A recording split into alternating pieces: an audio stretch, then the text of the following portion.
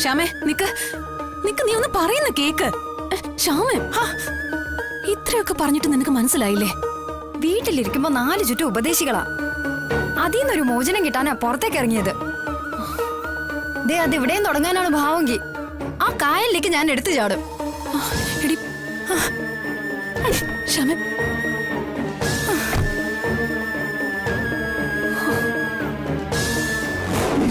നിന്റെയും രോഹിതിന്റെയും ഫോട്ടോകൾ പകർത്തിയത് സുസ്മിതയാണെന്ന് ഹോട്ടലിലെ CCTV ദൃശ്യങ്ങളിൽ നിന്നും നമുക്ക് വ്യക്തമായതാ. നേരത്തെ എണീക്കാനുള്ളത്. സുസ്മിതയാണോ റൂമില്? അവളെങ്ങനെ ഇവിടെ വരാനാ?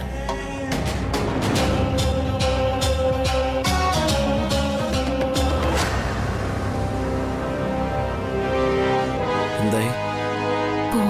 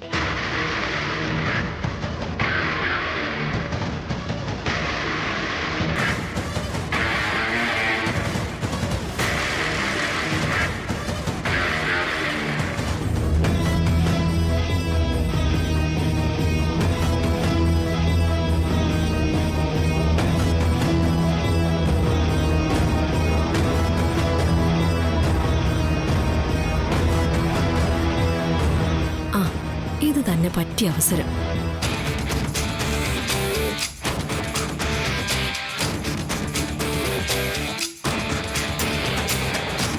എന്താ ഇത്? Lime juice.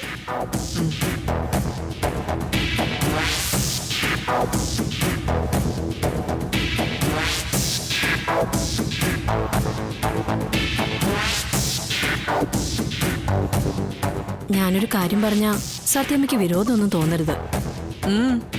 ഇപ്പൊ ഒരു സ്ത്രീ വന്നിട്ട് പോയില്ലേ, എന്താ അവരുടെ പേര്? നീ എന്തിനാ അതൊക്കെ അറിയുന്നത്?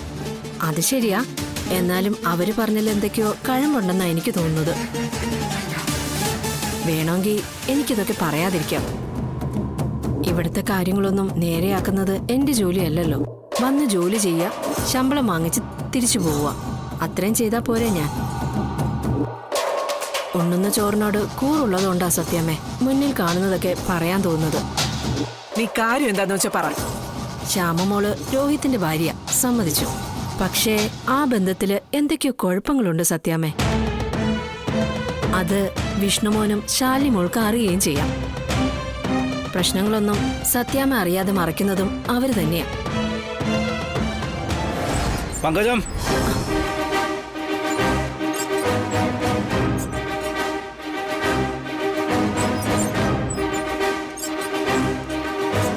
എന്താ ഇവിടെ? നിനക്ക് കിച്ചൺ ജോലിയൊന്നുമില്ലേ? രാഘവേട്ട, അവൾക്ക് പറയാനുള്ളത് പറയട്ടെ. എന്ത് പറയാൻ?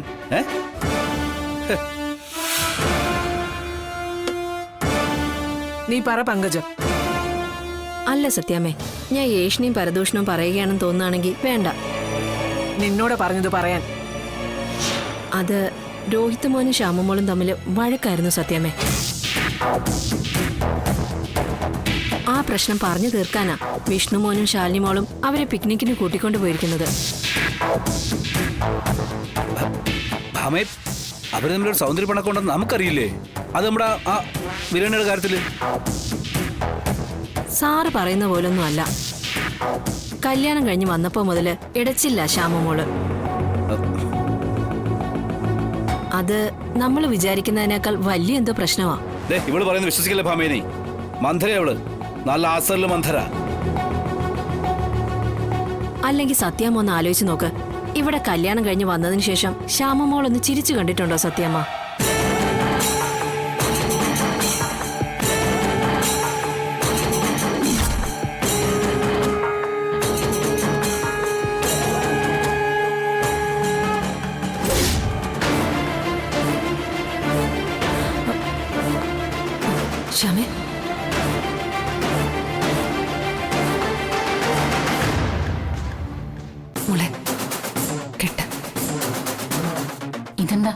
ആനെ കൊണ്ട് തടി പിടിപ്പിക്കുവാണോ?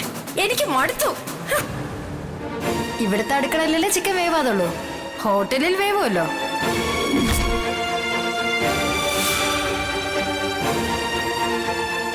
എവിടേക്കോ എന്തൊക്കെയോ കുഴപ്പങ്ങളുണ്ട് സത്യാമ്മേ. സത്യാമ്മ ഒഴികെ ഇവിടെ എല്ലാവർക്കും അത് അറിയുകയും ചെയ്യാം. ദേ ഈ സാറിനടക്കം. അങ്ങനൊന്നുമില്ല ഭാമേ. പങ്കജം, അങ്ങനെ എന്തെങ്കിലും ഉണ്ടെങ്കിൽ നമുക്ക് മുന്നിൽ അത് വെളിപ്പെടും. ഒരു കള്ളവും ഒരുപാട് കാലമൊന്നും മറയ്ക്കാനാവില്ലല്ലോ.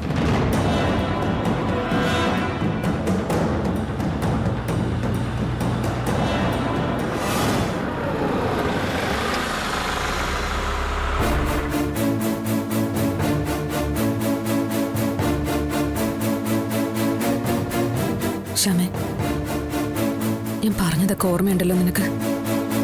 എനിക്ക് അഭിനയിക്കാനൊന്നും അറിയില്ല കുഞ്ഞേച്ചി. ഉള്ളിലുള്ളത് പുറത്തു വന്നു പോകും.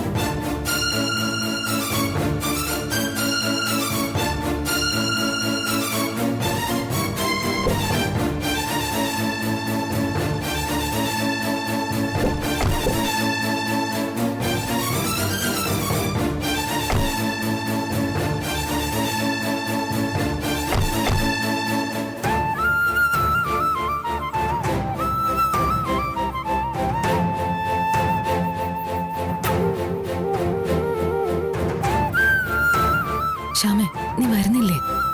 ഞാൻ വരാം. പക്ഷെ കുഞ്ഞേച്ചി പറയുന്ന പോലെ ചെയ്യാനൊന്നും എന്നെ കിട്ടില്ല. ശരി, സമ്മതിച്ചു. നീ ഒന്ന് വാ.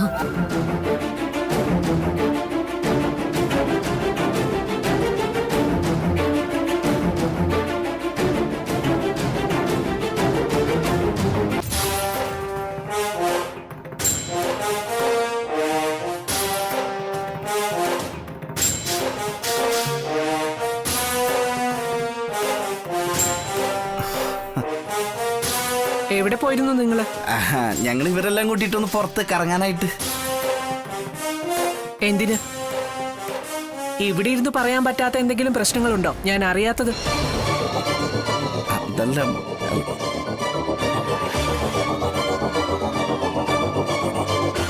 എടോ, എല്ലാം ഇവിടെ തീരാൻ പോവാ. ഇയാൾക്ക് സന്തോഷമാവുമല്ലോ അല്ലേ?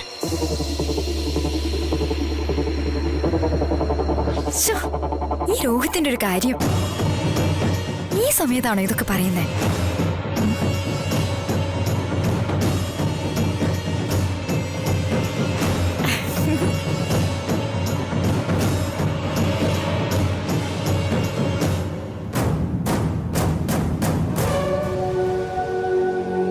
എന്താ എന്താ രോഹിത്?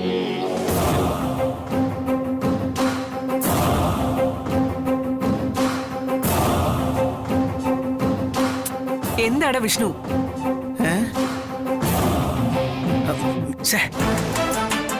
എന്താ ഭാമ ഇത്? അവർ പുതുപ്പെണ്ണം ചെറുക്കണല്ലേ? അവർ തമ്മിൽ പലതും പറയും. നീ ചോദിക്കാൻ നിൽക്കുവാന്നോ? അച്ഛൻ്റെ ഒരു കാര്യം. മക്കളെ, നിങ്ങൾ പോയേ പോയേ പോവാ. കൊച്ചു കള്ളൻ.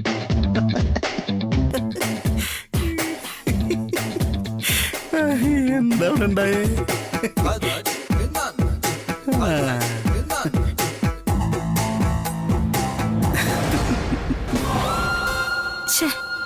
ഇതെങ്ങനെ?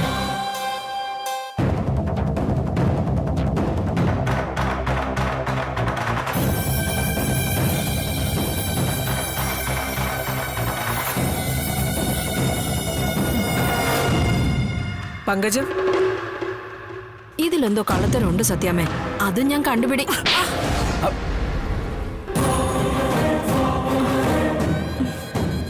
വെച്ചോ, ഇനി കിച്ചണിൽ പോ.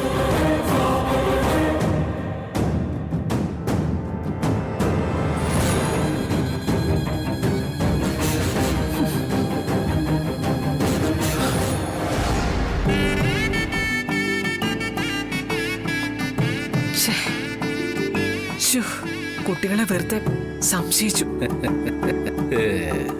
എന്ത് മായയാണോ ഭഗവാനെ സംഭവിച്ചത്?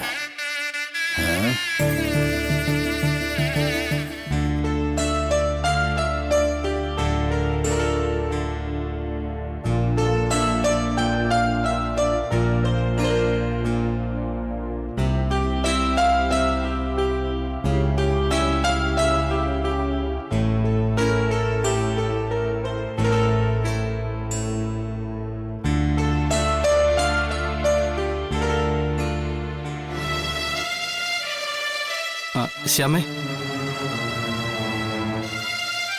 ശ്യാമ എന്താ പറഞ്ഞെന്ന് എനിക്ക് മനസ്സിലായില്ല. അല്ല, എന്തിനാ നാണിച്ച് ഓടിപ്പോന്നത്? എന്തായാലും ശ്യാമയ്ക്ക് എന്നോടുള്ള പിണക്കൊക്കെ മാറിയല്ലോ, അത്രയും സന്തോഷം.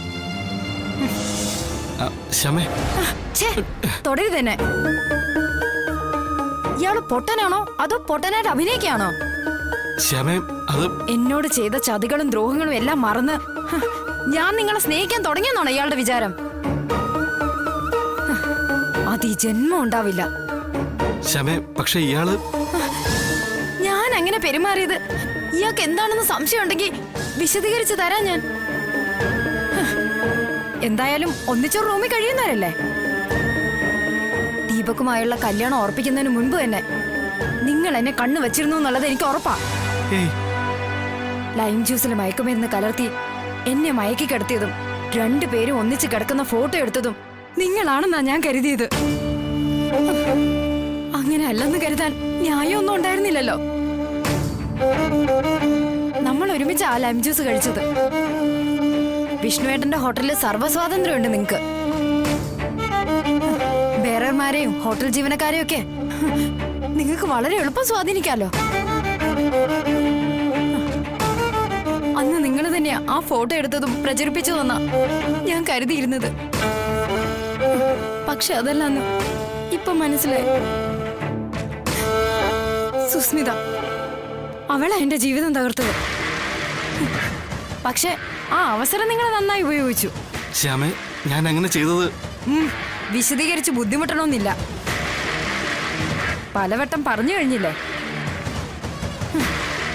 എനിക്കൊരിക്കലും മനസ്സിലാവാത്ത ന്യായങ്ങളാ നിങ്ങളീ പറയുന്നത്. സുസ്മിതയോട് നിങ്ങൾക്കുള്ള പക, വൈരാഗ്യം, ഇതിനൊന്നും ഇരയാക്കേണ്ടത് എന്റെ ജീവിതമല്ല. നിങ്ങളോട് സുസ്മിതയ്ക്കുള്ള പക, അതിനും ഇരയാക്കേണ്ടത് എന്റെ ജീവിതമല്ല. അവൾക്കിപ്പോ ആവശ്യം എന്നെ ഈ വീട്ടിൽ നിന്ന് പുറത്താക്കുകയല്ലേ. അവളുടെ അമ്മയുടെ ആ ആഗ്രഹം നടക്കാൻ പാടില്ല. അതുകൊണ്ട് മാത്രമാ സത്യമ്മയുടെ മുന്നിൽ വെച്ച് ഞാൻ നിങ്ങളോട് സ്നേഹമായിട്ട് പെരുമാറിയത്. സത്യാമ്മയായിട്ട് എന്നെ ഈ വീട്ടിൽ നിന്ന് പുറത്താക്കുന്ന ഒരവസ്ഥ ഉണ്ടാവരുത്. എനിക്കിഷ്ടമുള്ള കാലത്തോളം ഞാൻ ഇവിടെ താമസിക്കും. ഇഷ്ടമുള്ള കാലത്തോളം എന്ന് പറഞ്ഞ ദീപക്.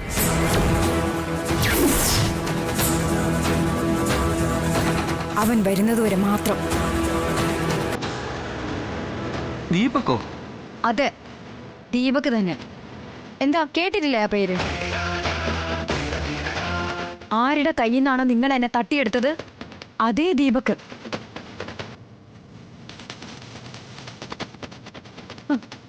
അവന് വേണ്ടിയാ എന്റെ കാത്തിരിപ്പ്. അവൻ വരുന്നതുവരെ ഇവിടെ ഉണ്ടാവും ഞാൻ. സത്യാമ്മ എന്നെ ഈ വീട്ടിൽ നിന്ന് പുറത്താക്കാതിരിക്കാൻ അവർക്ക് മുന്നിൽ ഞാൻ സന്തോഷം അഭിനയിക്കും. അവർക്ക് മുന്നിൽ നല്ല ഭാര്യ ഭർത്താക്കന്മാരായി ജീവിക്കും. ഞാൻ ദീപക്കിനൊപ്പം ഇവിടുന്ന് ഇറങ്ങിപ്പോയി കഴിഞ്ഞതിന് ശേഷമേ സത്യാമ്മ നിങ്ങൾ എന്നോട് ചെയ്ത ചതി മനസ്സിലാക്കാവൂ. എന്നെ ചതിച്ച സുസ്മിതയ്ക്ക് നിങ്ങൾക്ക് മുന്നിൽ ഒന്നിച്ച് ജയിക്കും ഞാൻ. കാര്യങ്ങളെല്ലാം മനസ്സിലായില്ലേ? നിങ്ങളൊന്ന് പുറത്തേക്ക് ഇറങ്ങി പോണം. എനിക്ക് ഡ്രസ്സ് മാറണം.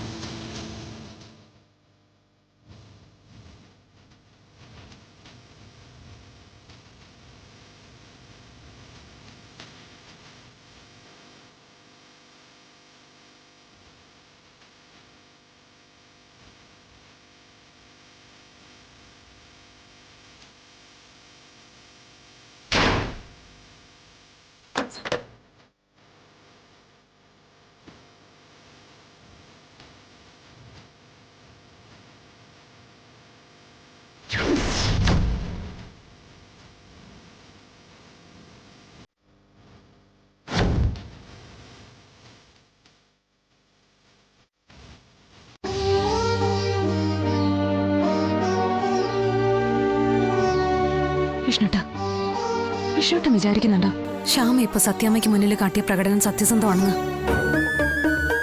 ഒരിക്കലുമില്ല, വെറും നാടകം. ശ്യാമയ്ക്ക് സുസ്മിതയോടുണ്ടായ ഒരു താൽക്കാലിക വൈരാഗ്യം തീർക്കാനുള്ള ഒരു പ്രകടനം, അത്രയും ഞാൻ കരുതുന്നുള്ളൂ. മോളാ വിഷ്ണുട്ട. ഏത് സമയവും പൊട്ടിത്തെറിക്കാവുന്ന ബോംബാ ശ്യാമ. അവളുടെ കുട്ടിത്തം കൊണ്ട് അവൾ എന്ത് വേണേലും കാട്ടിക്കൂട്ടാം. ഏത് നേരം അക്കാര്യം മനസ്സിലിട്ട് ആദ്യ കയറി ഞാൻ വീണു പോകുന്നു. ശാലിനി, വിഷ്ണുട്ട, എന്നെക്കുറിച്ച് എനിക്ക് ആശങ്കയില്ല. ഞാൻ തളർന്നു വീണു പോയാ ഒറ്റയ്ക്കായി പോവില്ലേ?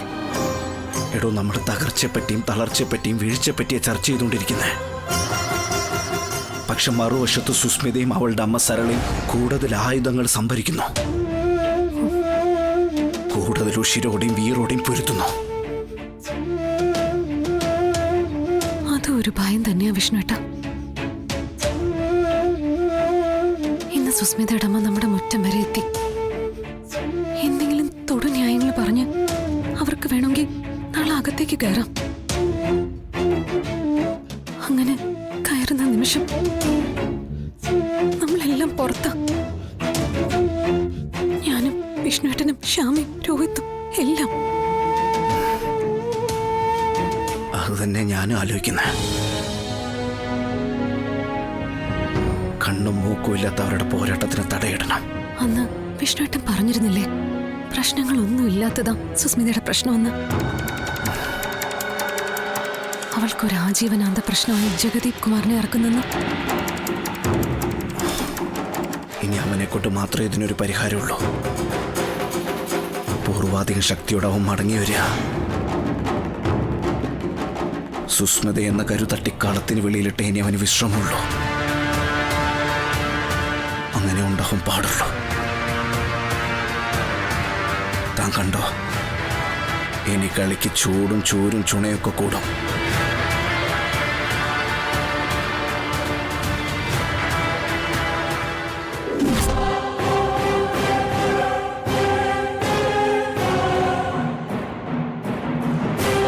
എടാ ജഗദീപേ, വരുവോ?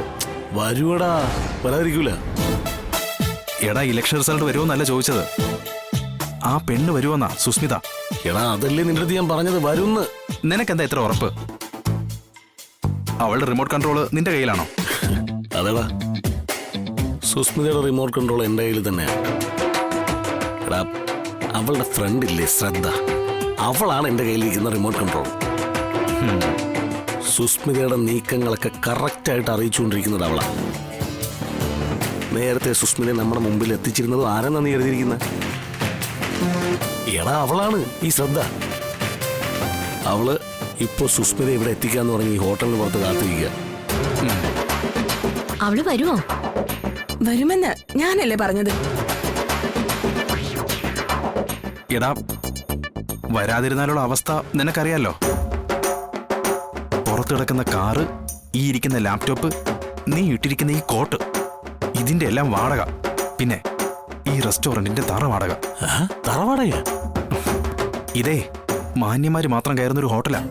നിന്നെ പോലൊരു തറയെ ഇവിടെ ഇത്രയും നേരം ഇരുത്തുന്നതിന് കൊടുക്കുന്ന വാടകയാ തറ വാടക.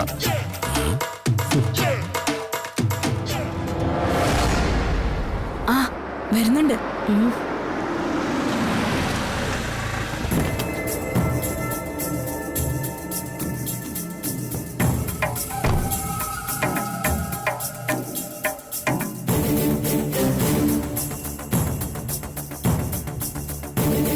എന്താ? നമ്മള് കണ്ടിട്ട് ഒരുപാടായില്ലേ, ഞങ്ങളൊന്ന് കറങ്ങാൻ ഇറങ്ങിയതാ. നീ അടുത്തുണ്ടെന്ന് അറിഞ്ഞപ്പോ നിന്നെയും കൂട്ടാന്ന് കരുതി.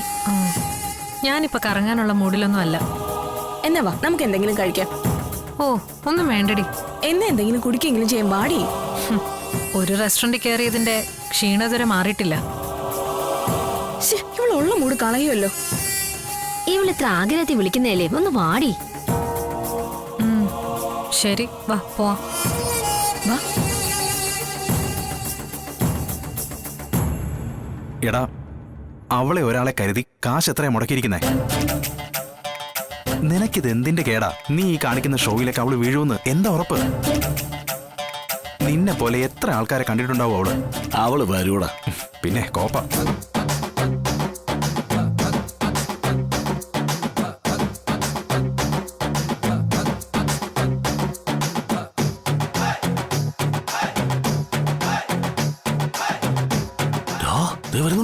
ആക്ഷൻ. പറയണം സാർ. തൽക്കാലം നീ എന്റെ പുറമൊന്ന് മസാജ് ചെയ്യ്. എടാ പട്ടി, നീ അവസരം മുതലെടുക്കുകയാണല്ലേ? എടാ ആ മീൻ ചൂണ്ടേ കൊത്തിയ കാശ് എത്ര ഒന്ന് വീഴുമെന്നാണ്. അന്ന് നിനക്കും ഉണ്ടാവും ഗുണം. മസാജ് ചെയ്യടാ. എന്നാ കുഴപ്പമില്ല.